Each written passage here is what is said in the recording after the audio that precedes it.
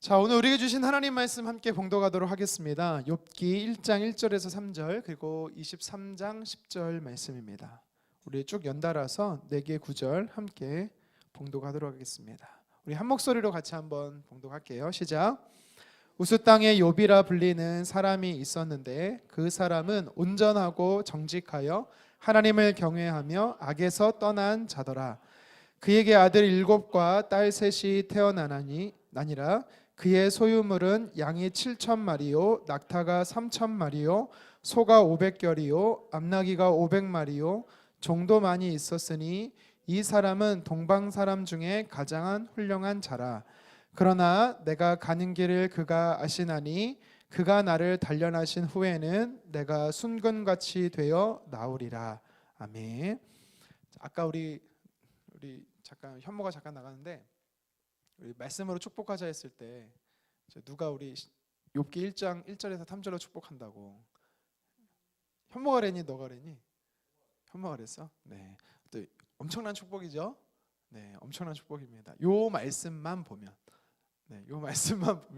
엄청난 축복이죠.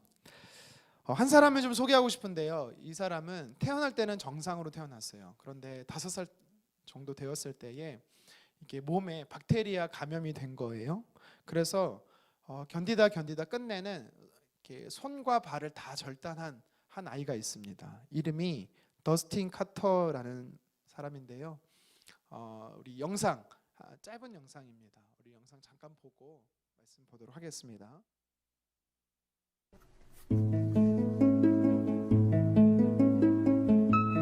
한 아이가 있었다.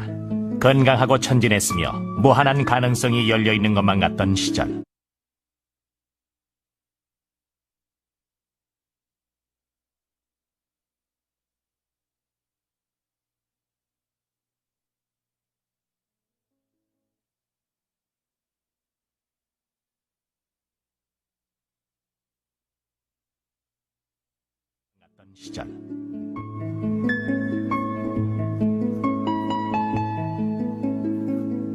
그리고 14년이 흘렀다. 지난 2월 말 지역 예선을 3위로 통과한 더스틴이 마침내 주 대표 선발대회에 출전했다. 5년을 기다려왔던 무대.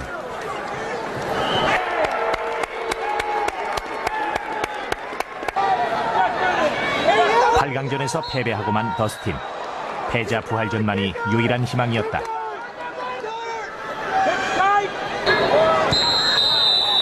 그러나 결국 열세를 만회하지 못한 채 경기 종료 휘슬이 울리고 말았다. 8강의 벽을 넘지 못한 것이다.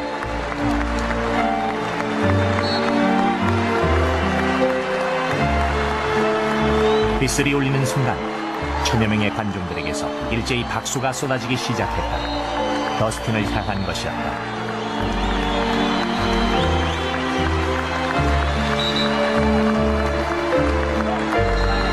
(42승 4패라는) 값진 성과로 복요 시즌의 막을 내리는 순간,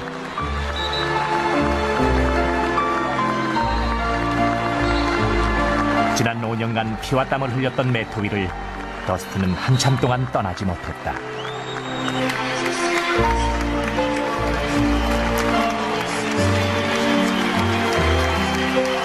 잡을 손이 없는 레슬러가 필사의 힘을 다해 상대를 끌어안고 자신의 인생을 끌어안는 모습에 사람들은 아낌없는 박수를 보냈다.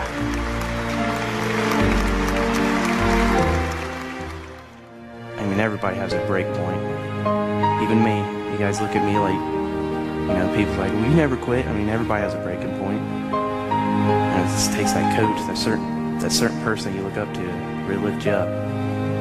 And honestly, if I can go back and, if somebody asked me, would you take your hands and feet now? I'd say no. I like the way my life ended up being. I love it. I love my life.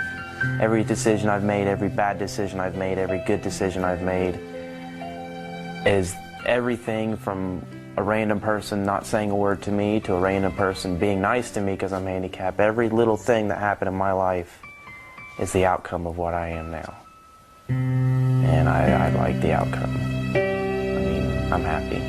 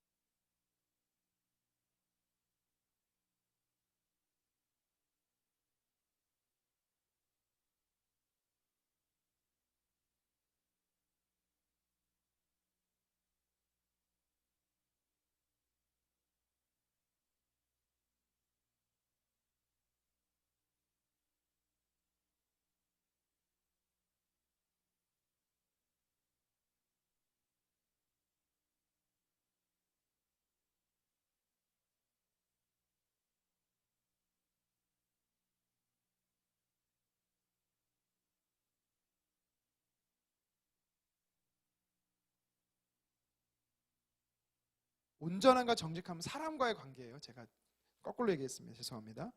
첫 번째, 두 번째 온전함과 정직함은 사람과의 관계고, 그러니까 수평적인 관계예요. 그리고 세 번째와 네 번째는 하나님과의 관계예요. 자, 그래서 하나님을 경외한다. 이 하나님을 경외한다라는 것은 성경적 의미가 뭐냐면 하나님을 경외하고 두려워한다라는 거예요. 경외한다는 건 두려워한다는 거잖아요. 존경하면서 두려워한다라는 거예요. 근데 이것이 성경에서 말하는 의미로 우리가 해석을 하면 하나님 말씀에 철저히 순종한다라는 거예요. 경외한다라는 것은 철저히 하나님 말씀에 순종한다라는 것입니다. 하나님을 의지한다라는 거예요. 그래서 사람과의 관계에서뿐만 아니라 하나님과의 관계에서도 그는요, 하나님을 기쁘시게 하는 사람이었어요. 철저하게 하나님의 말씀에 순종하는 사람이었고, 마지막 한 가지, 네 번째가 무엇입니까? 악에서 떠난 자였죠. 악에서 떠난 자. 우리 잠언 16장 6절 하반절 말씀을 같이 한번 읽어보도록 하겠습니다. 시작. 여호와를 경외함으로 말미암아 악에서 떠나게 되느니라. 아멘. 성경은 뭐라고 말하고 있냐면요, 하나님을 경외하면 자연스럽게 악에서 떠난다라고 이야기를 합니다. 그러니까 여러분, 나는 하나님을 경외한다, 나는 하나님을 두려워한다, 나는 하나님 말씀에 순종한다 라고 말하고 있으면서 내가 악에서 떠나지 않고 악의 길에 따라가거나 악의 길에 앉아있거나 그것에 관심이 있다라면 하나님을 경외하지 않는다라는 거 성경은 이야기하고 있어요. 무슨 말인지 알겠습니까? 자, 그래서 오늘 이렇게 사람과의 관계에서, 이 수평적인 관계에서 나와 다른 사람, 나와 타인과의 관계에서 온전하고 정직한 사람이 바로 욥이었어요. 그리고 자신과 하나님과의 관계에서도 하나님을 경외함으로 하나님 말씀에 철저히 순종하는 자, 두려워함으로 하나님 말씀에 순종하는 자, 그리고 하나님을 경외하기 때문에 하나님 기뻐하지 않는 악에서 떠나는 자, 그가 바로 욥이었다라는 것입니다. 원아웃기는 저와 여러분들이 욥처럼 하나님과의 관계에서뿐만 아니라 또 사람과의 관계에서, 수평과 수직적인 관계에서 하나님을 경외하고 악에서 떠나고, 그리고 정직함과 온전함, 순전함을 이루는 하나님의 사람 되기를 주님의 이름으로 축원합니다. 그런데 오늘 말씀에 보면 이 욥을 향해서 이렇게 네 가지의 성품의 탁월성에 대해서 누가 칭찬하고 있습니까? 누가 칭찬하고 있죠? 하나님이라는 거예요. 이게 오늘 우리가 욥을 통해서 도전받아야 되는 부분이에요. 욥 스스로가 자신을 칭찬한 것도 아니고 욥의 친구들이 욥을 평가한 것도 아니고 하나님, 욥기는 누가 기록한지 모르기 때문에 하나님께서 성경 저자를 통해서 욥이 어떤 사람인지를 설명하고 있는 거예요. 근데 우리가 생각해 보면 이 두 가지, 하나님과 사람과의 관계 속에서 우리가 둘 다 잘해야 되는 거예요. 만약 하나님과의 관계만 잘하고 있고 내가 뭐 그리스도인이든 아니면 비그리스도인이든 아니면 가족이든 관계가 어렵다? 여러분 뭐가 될까요? 만약 그렇다면 그 사람들은 저와 여러분을 향해서 이중적인 사람이라고 생각할 거예요. 겉과 속이 다른 사람. 여러분 그런 사람 있잖아요. 저 사람 교회 다닌다는데, 저 사람 예수님 믿는다는데, 와 어떻게 저렇게 하지? 야 차라리 예수님 믿는다, 교회 다닌다는 말을 하지 말지. 있지요? 네, 있어요. 이 사람이란 게 아니야. 오해하지 마세요. 우리가 공감하는 사람이 있어서 그런 거야. 다들 오해하면 안 돼요. 그런 사람이 있단 말이야. 근데 우리가 하나님과의 간혹 이런다니까. 야, 내가 나 혼자 예수님 잘 믿으면 됐어. 저 사람이 나를 뭐로 보든지 상관없어. 여러분 그렇지가 않다는 거야. 성경은, 하나님은 저와 여러분들을 향해서 얼마나 하나님과의 관계를 잘하는지도 보지만 주변에 있는 사람과도 관계를 잘하기를 원하신다라는 겁니다. 또 반대로 하나님과의 관계는 멀어져 있어. 그런데 사람과의 관계는 잘해. 그럼 우리가 뭐라고 말하죠? 뻔하지 뭐. 비그리스도인이라고 말하고, 아니면 믿음이 적은 자, 믿음이 없는 자라고 이야기하는 것입니다. 하나님은요, 칭찬이, 욥에 대한 평가, 칭찬이 여기서 끝나지 않아요. 2절에 보면 10명의 자녀들이 있어요. 당시에 10명의 자녀, 뭐 지금도 사실 3명만 있어도 많은 거죠. 혹시 형제 5명 여기 있구나. 5명도 있구나. 제가 저희 자녀들 3명 낳고 뭐 제가 낳은 건 아니지만 3명을 낳고 이제 우리가 예전에 아이들이 정말 어릴 때 마트에 놀러 가잖아요. 마트에 놀러 가면 카트 끄는 카트 있잖아요. 거기에 아이 셋을 다 올려놔요. 그러면 막 이렇게 사람들이 쳐다봐요. 아이들이 이뻐요, 막 이뻐요. 어머나 누구 닮아 이렇게 이뻐요. 이제 저 닮아 이쁜 거죠. 어쨌든 근데 간혹가다 뭐라고 말하냐면 야 저게 뭐야? 이렇게 막 이렇게 혐오스럽게 말을 하는 사람들이 있어. 마치 동물원에 있는 동물들을 쳐다보듯이 그렇게 본단 말이야.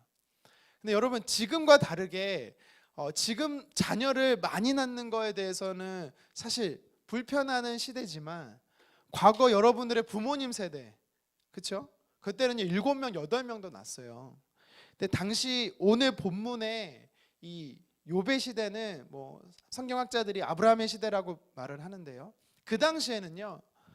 자녀가 많다라는 것은 부와 직결된 거예요. 그러니까 능력이 있다라는 거예요. 그리고 힘이 있다라는 거예요. 권세가 있다라는 거예요. 그러니까 자녀의 많음이 곧 그 사람의 부와 직결되는 것입니다. 그러니까 하나님이 자녀를 많이 주셨다. 하나님이 복을 많이 내려주셨던 걸로 인정합니다. 그렇기 때문에 한나가 자녀가 없음으로 인해서 그렇게 운 것은 내가 저주받은 사람이다라고 생각을 하는 거예요. 자, 어쨌든 그렇게 하나님께서요 욥의 가정 안에 복을 많이 주셨어요. 또 3절에 보십시오. 3절에 보면 양이 무려 7,000마리, 낙타가 3,000마리, 소가 500결이, 그러면 한 1,000마리겠죠. 암나귀가 500마리, 종도 수없이 많아요. 그러니까 엄청난 이 부와 명예와 권력을 소유하고 있었던 사람이 누구냐면 바로 욥이라는 것이죠. 그런데 그렇게 많은 재물이 있고 그렇게 명예가 높다 할지라도 그는요 하나님을 경외하는 자였습니다. 신실한 믿음의 사람이었다라는 것이죠. 그런데 그에게도 오늘 어떤 일이 벌어집니까? 하루아침에 우리가 잘 아는 것처럼 그의 자녀들 10명이 모두 하루아침에 죽지요. 그가 소유했던 모든 재물이 하루아침에 빼앗기죠. 머리부터 발끝까지 욕창이 생겨서 기와로 자신의 몸을 긁어야 할 정도로 아주 괴로운 질병에 걸리게 됩니다. 그리고 그의 아내는 그를 향해서 하나님을 저주하고 떠나라라고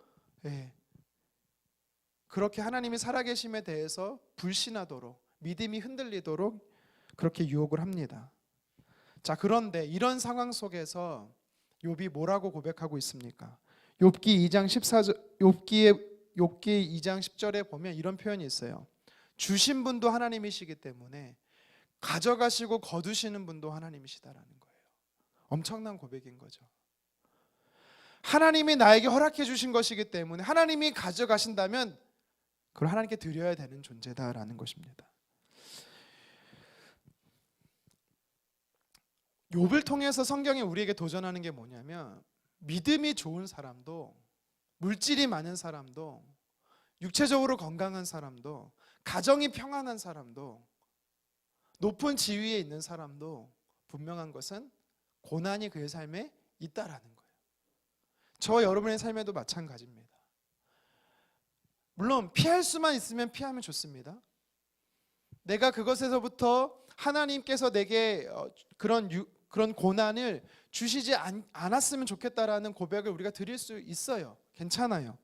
그런데 그럼에도 불구하고 나와 상관없이 내 의지와 상관없이 갑작스럽게 내 삶 안에 그런 고난이 올 수 있다라는 것입니다. 좀 몇 년 전, 제 기억으로 한 5, 6년 전의 이야기인데요. 제가 어떤 한 집사님의 가정을 놓고 기도를 막 하는데 남편분이 이렇게 쓰러지셨어요. 건강하다가 쓰러지셨습니다. 기도 부탁을 하셔서 제가 그 남편분을 위해서 열심히 기도했습니다. 심지어 어느 정도로 열심히 기도했냐면 꿈속에서 그분이 나타나실 정도로 그렇게 간절히 기도했었어요.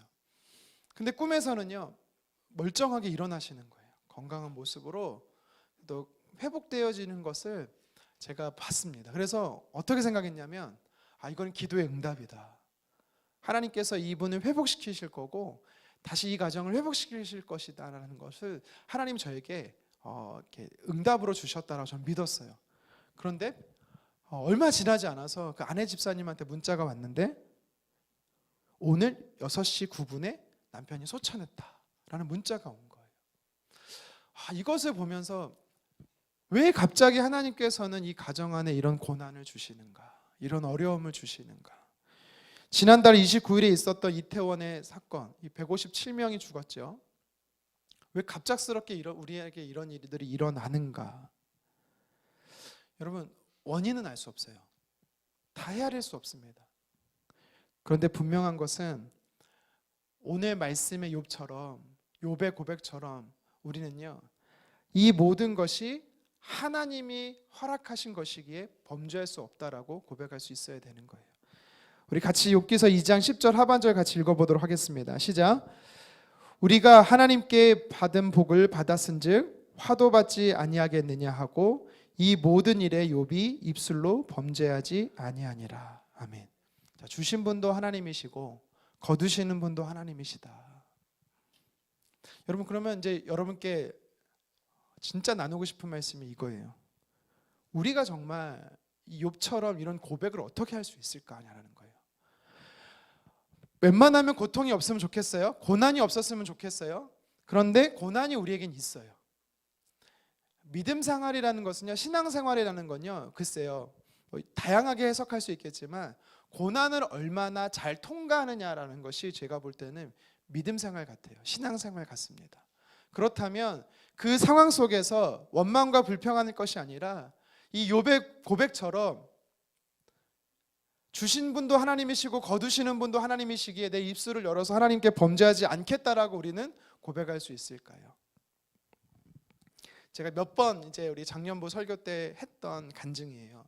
제 간증이 아니고 누군가가 하셨던 말씀을 나누는 건데요. 제가 이거를 왜 자꾸 얘기하냐면 저에게 너무 충격이었고, 그리고 여전히 우리 삶 안에 그럴 가능성이 있는 사람이 많기 때문이에요. 뭐냐면 40년 넘게 신앙생활했던 한 장로님이 계세요. 오랜 신앙생활 한 거예요. 근데 이 장로님이 사랑하는 딸이 있는데 딸이 쓰러졌어요. 의식을 잃어버렸어요. 그래서 이 장로님이 40일 금식 기도를 했습니다. 40일 금식 기도를 하고 이 장로님의 딸을 위해서 온 교회가 함께 기도하는 겁니다. 막 성도님들이 기도해 주면서 회복될 거라고 힘내시라고 그렇게 격려를 참 많이 했어요. 그런데 40일이 딱 끝나고 났는데 얼마 지나지 않아서 회복되는 것이 아니라 결국 따님이 돌아가셨어요. 그러니까 이 장로님이 어떻게 하셨는지 아세요? 장로직을 스스로 버렸어요. 그리고 더 이상 이제 나는 예수님 믿지 않겠다 하면서 이민을 가버렸어요. 제가 이거를 실제적으로 설교했던 분의 간증을 들은 이야기예요. 그러니까 너무 충격인 거죠. 근데 과연 그분이 믿음이 없었을까요? 물론 그분이 돌아왔을 수도 있어요. 미국 가서 다시 주님 만나고 회개하고 돌아올 수도 있습니다. 그런데 중요한 것은 그런 고백을 대부분 사실 할 수밖에 없다는 거야. 그런 아픔이 있을 때. 그런데 어떻게 하면 욥처럼 우리는 이 믿음의 고백을 할 수 있을까라는 거예요. 입술로 범죄하지 않고 하나님을 원망하지 않고. 성경에 보니까요, 이 욥은 우리의 예상과 다르게 믿음의 고백을 하죠. 성경에도 다른 부분에서도 보면 일상적이고 상식적인 이 고백을 넘어서는 자들이 참 많이 나옵니다. 예를 들면은 가나안 땅을 정탐하고 돌아온 이 12명의 정탐꾼들 중에 10명이 무슨 고백을 하냐면 도저히 하나님의 말씀 따라 우리는 그곳에 갈 수가 없다. 거기서 본 백성들은 신장이 장대해서 대부분 대장부이기 때문에 그들 보기에 우리는 메뚜기 때문에 절대로 우리는 그곳에 들어갈 수 없다. 하지만 여호수아 갈렙은 뭐라고 고백합니까? 아니라는 거죠. 비록 눈에는 그렇게 보인다 할지라도 하나님의 말씀, 하나님이 약속하셨기 때문에 우린 능히 들어갈 수 있다. 그들은 우리의 밥이다라고 고백을 합니다. 아람 군대가 도단성을 둘렀었어요. 엘리사 선지자가 그 도단성에 있었습니다. 그 도단성에 있는 엘리사 선지자를 잡기 위해서 아람의 군사들이 다 둘러쌌어요. 그 다음날 일어나서 아침에 보니까 사환이 그 모습을 보고 탄식을 합니다. 성경에 뭐라고 말하냐면 우리가 죽게 됐다, 이제 끝이다 라고 그가 고백을 합니다. 그랬을 때 엘리사 선지자가 뭐라고 말합니까? 모두가 다 끝이다, 우리가 다 죽게 됐다라고 말할 때 엘리사 선지자는요, 믿음의 눈을 열어서 보라라고 이야기를 하고 있습니다. 여러분, 그러니까 우리에게 무엇을 얘기하는 거냐면 똑같은 문제가 내 앞에 있지만, 똑같은 어려움이 내 앞에 있지만 그것을 현실적인 육신의 눈으로 볼 것이 아니라 믿음의 눈으로 우리가 봐야 된다라는 것이죠. 오늘 본문의 욥도 마찬가지예요. 욥도 자녀들이 다 죽고 재산이 다 뺏기고 건강을 잃어버리고 심지어 아내가 자신을 버렸지만 여전히 그가 놓지 않고 있었던 게 뭐냐면 믿음의 시선이었다라는 거예요. 신앙생활이 이거예요. 신앙생활이 뭐냐면 믿음의 시선을 잃어버리지 않는 거예요.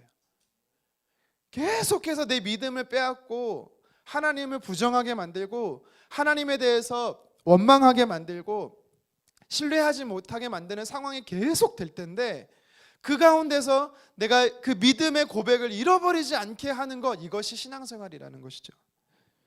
다니엘의 세 친구가 있어요. 사드락과 메삭과 아벳느고죠. 그들이 뭐라고 말합니까? 금신상에 절하지 않음으로 인해서 어떻게 해요? 풀무불에 던져져 죽게 됐을 때 그들이 뭐라고 고백하냐면, 나의 하나님은 나를 건지실 것이다, 우리 하나님은 나를 건지실 것이다. 하지만 만약 건지시지 않을지라도, 그 순간에 건지지 않으실지라도, 그리 아니하실지라도 나는 하나님을 떠나지 않는다. 여러분, 이게 신앙생활이라는 거죠. 이게 믿음의 시선이라는 것입니다. 조롱과 채찍뿐만 아니라 결박과 옥에 갇히는 시련, 많은 고난들이 우리의 믿음의 선진들에게 있었습니다. 그 믿음의 선진들에 있을 때 그들은요, 뭐라고 말합니까? 내가 믿음을 떠나지 않겠다. 그래서 성경은 뭐라고 말하냐면 세상이 감당할 수 없는 사람이다라고 이야기를 합니다.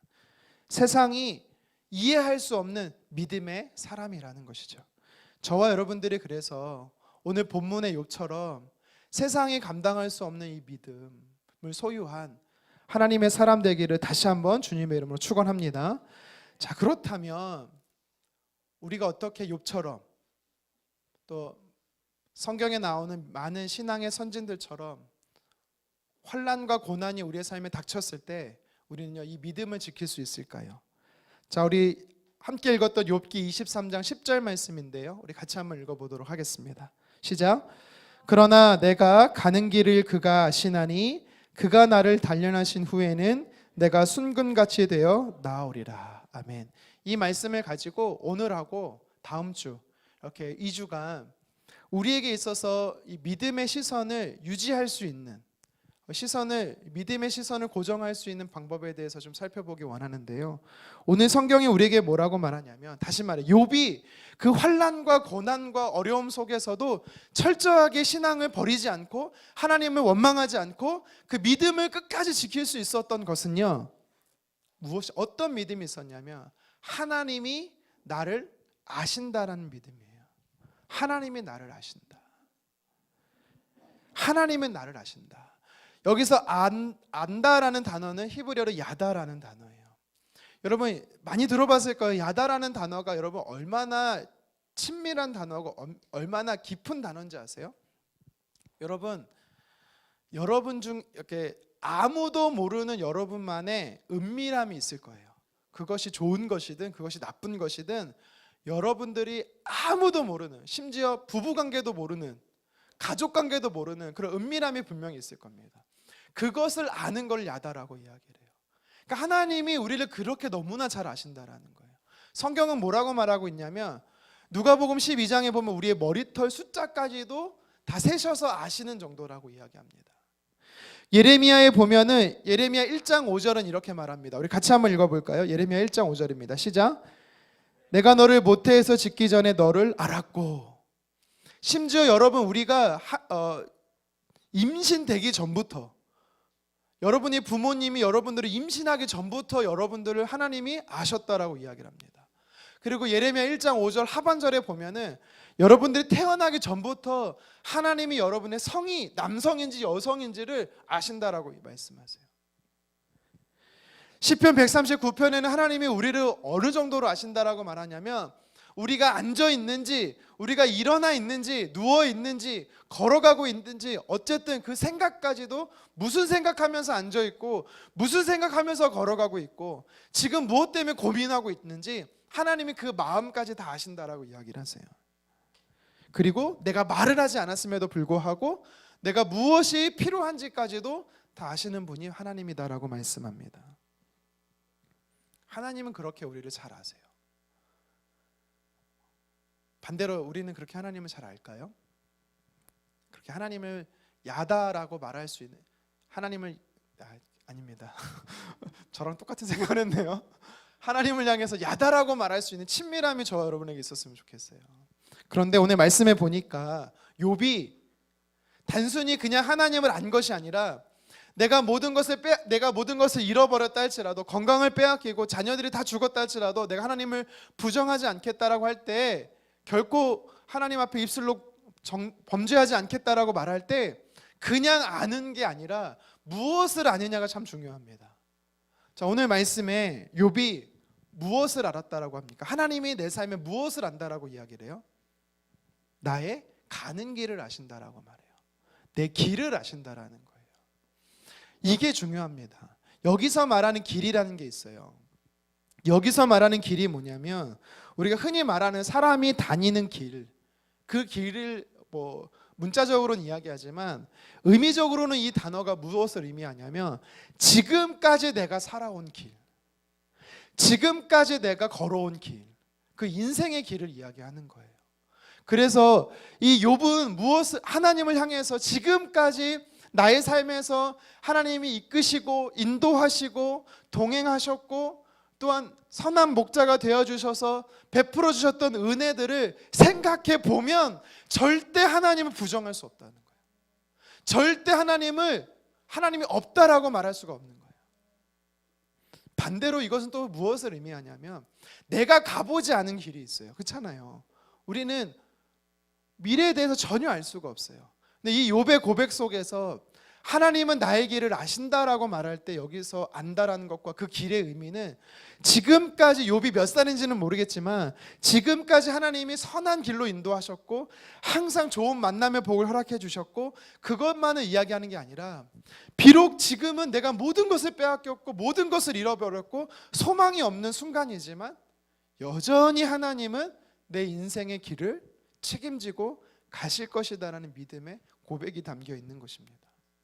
여러분 이것이 욥을 살게 하는 힘이 되었던 거예요. 이것이 욥이 지금의 고난에서 일어설 수 있게 하는 뿌리가 근간이 되었던 것입니다. 여러분 그래서 오늘 저와 여러분들이 바로 이 믿음을 소유했으면 좋겠습니다. 욥의 고백과 같이 우리 중에는 별것 어떻게 그런 거 가지고도 힘들어할 수 있어 라고 말할 수 있는 상대적으로 연약함이 있을 수도 있고 아니면 정말 어떻게 그런 고통 속에 있을까라는 정말 힘들고 어려운 지체들도 있어요. 근데 중요한 사실은 고난과 고통은 다 절대적이에요. 그렇기 때문에 비교할 수가 없어요. 다 힘든 거예요. 하지만 분명한 사실은 신앙생활은요 무엇이다? 믿음 생활은 무엇이다? 그 고난을 이겨 통과 나가는 것이 믿음 생활이고 신앙 생활이에요. 여러분 주저앉을 수 있어요. 괴로울 수 있어요. 힘들 수 있어요. 그렇지만 다시 일어나는 거예요. 욥처럼. 오뚜기와 같은 것이 우리의 믿음의 신앙 생활인 줄 믿으시기를 바랍니다. 고난을 이겼어요. 42장에 보면 욥이 어떻게 됐는지 성경에 다시 기록이 됩니다. 다시 10명의 자녀들을 얻게 되고요. 또 그가 소유하고 있었던 이 욥기 1장 2절에 성경이 기록하고 있는 양과 소와 가축들의 수가 배가가 되는 것을 볼 수가 있습니다. 하나님이 잠깐이지만 그의 삶을 고난을 허락하셨을 때 그 고난을 통과한 이후에는 욥은요 하나님 보시기에 하나님 칭찬받을 만한 칭찬하시는 그런 사람이 되었음을 우리가 볼 수가 있습니다. 여러분 혹시 우리 중에 지금 내가 당하고 있는 어려움과 환난과 고난이 있습니까? 여러분 그렇다면 다시 욥을 좀 기억했으면 좋겠습니다. 욥이 하나님을 아는 사람이었어요. 하나님이 자신을 여기까지 지금까지 인도하셨던 것을 그는요 기억했습니다. 그리고 그 기억 속에는요 다시 내 삶을 하나님이 어떻게 인도해 가실지를, 어떻게 이끌어 가실지를 그는요 믿음으로 고백한 자였어요. 그래서 저와 여러분들은 욥처럼, 오늘 말씀의 욥처럼 하나님이 내 삶을 아신다, 나의 길을 아신다, 지금까지 걸어온 길을 아시고 앞으로 걸어갈 길을 아시는 그 하나님, 그 하나님으로 인해서 저와 여러분들이 시선에 믿음을 고정하는 저와 여러분 되었으면 좋겠습니다. 자, 우리 같이 찬양하고 함께 기도하도록 하겠습니다. 주가 보이신 생명의 길, 주가 보이신 생명의 길, 나 주님과 함께 강한 마음을 들이며 주님 앞에 나가리. 의로움이 되신 주 그 이름 예수, 나의 길이 되신 이 이름 예수. 나의 길 오직 그가 하시나니, 나를 단련하신 후에 내가 정금같이 나오리. 한 번 더 고백하겠습니다. 주가 보이신 생명의 길, 나 주님과 함께 사랑 마음을 드리며 주님 앞에 나가리. 나의 의로움이 되신 주 그 이름 예수, 나의 길이 되신 이름 예수. 고백합니다. 나의 길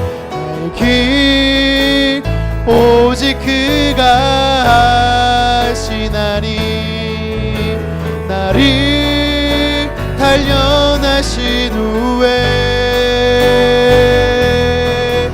내가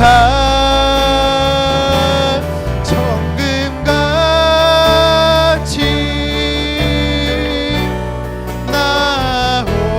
나오리라. 나의 길 오직 그가, 나의 길 오직 그가 하시나니, 나를 단련하신 후에 내가 정금같이